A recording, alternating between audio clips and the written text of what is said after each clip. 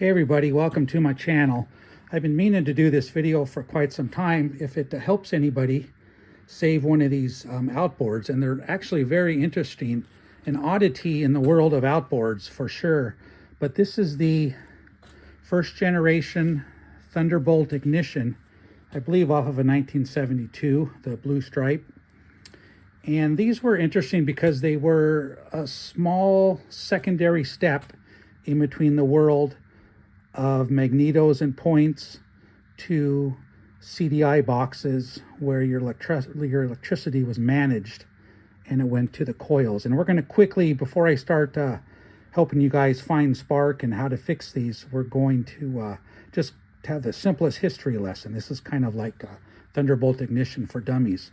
But back in the days prior to this, in the 60s, you had your standard coil that would fit up under the flywheel, and you had two different windings. You had your primary winding and your secondary winding, and your primary winding fed into the wires directly in the back of the coil, and then your secondary winding was where your spark plug wire went into the coil. And as the flywheel rotated around, it would charge up the primary winding at a low voltage, and then when the points opened up, it would collapse the field and send the electricity through the condenser momentarily into the secondary winding to your spark plugs. And then we came along with the CDI boxes, and these are pointless systems, and they have a charge coil and a trigger coil or a sensor that tells the CDI box when to process the electricity to the coils. And this is pretty much the same system we have going now. But this is what Mercury had, and it's really odd in the world of outboards is they still had points. So you had points, you had a high-speed primary coil and a low-speed primary coil that fed into the capacitor. And this capacitor basically has no brains. It just stores electricity and then it dumps it to your high voltage coils, which go down to your spark plugs. And there's three different areas where these motors are going to fail, and they're fairly inexpensive to fix. And this is kind of what the purpose of the video is. This particular engine, I had it running on the permagap plugs. Those failed. It was hard to start. I went to the regular grounded plugs and it ran for a while, and then those started to fail, and now it has no spark. And so we're going to diagnose how to get these things to get spark back fairly inexpensively. It just takes some time. So I'm going to put you up on the camera or on the holder here, and we're going to do this because I may need two hands.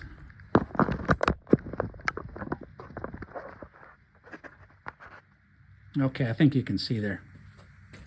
So there's three things you want to look at when you're dealing with Phasemaker ignitions, and this is what this is called, Phasemaker.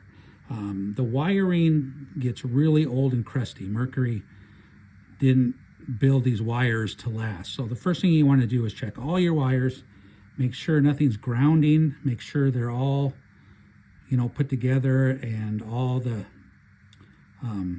protective layering is there, because once one of these things starts touching the other where it shouldn't, you're going to lose spark.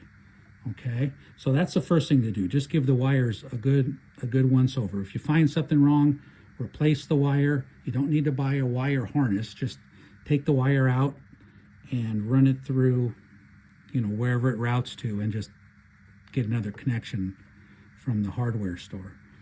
And then the next thing I want you to look for is these insulators. And in fact, I have one here I'm going to take out for you.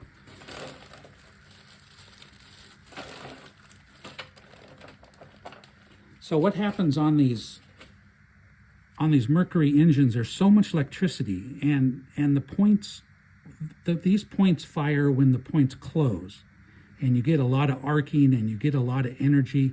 But what happens is when you turn the motor off, when it's on muffs or when it's at high idle, with the kill switch over here on the side, what you're doing is you're sending all that electricity through these little insulators. And these insulators go right in here.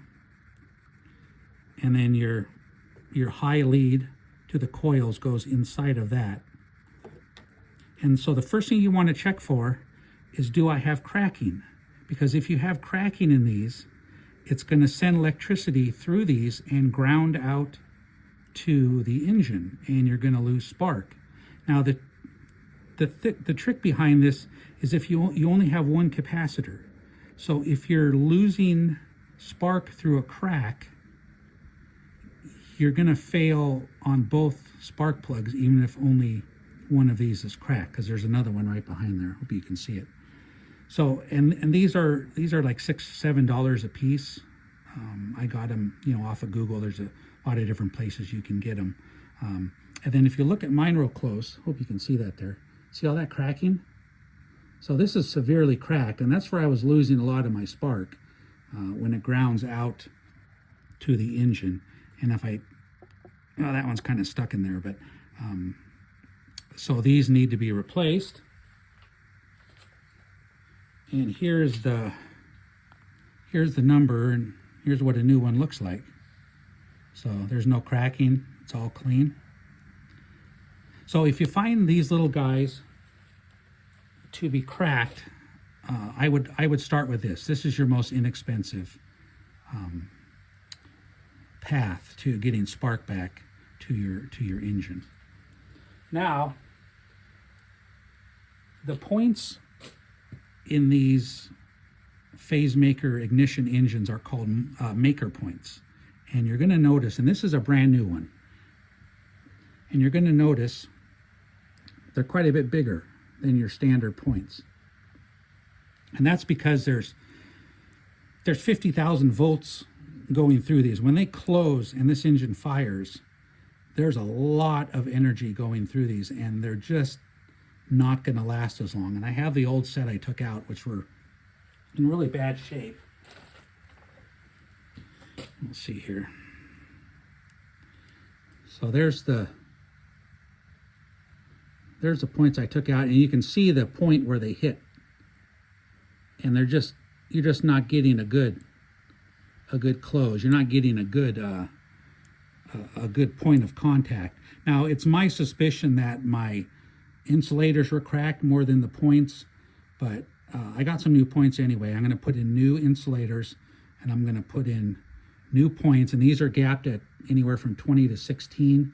The smaller the gap, the hotter the spark, the quicker the points will toast. So maybe 18 is a good starting point. And then just to give you a little, I don't know if I mentioned it, this is your high-speed coil, and this is your low-speed coil. I believe these are still available. The high speeds are not available, so you'd have to find them used and hope for the best. These are still available. Lots of used parts for those. So what I'm going to do is I'm going to put this all back together, and it's going to take me a few hours, and then we'll give it a little pull and see if we have spark back.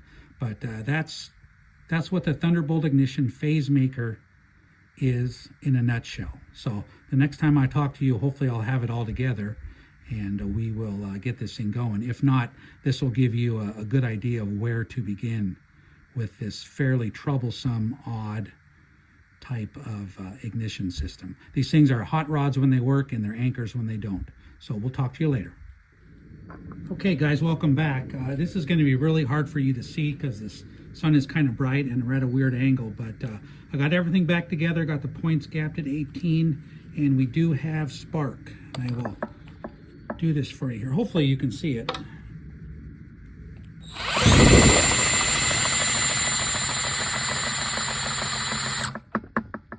All right, hopefully you saw that, but we have spark, and we're going to try to fire it up. So thanks for watching.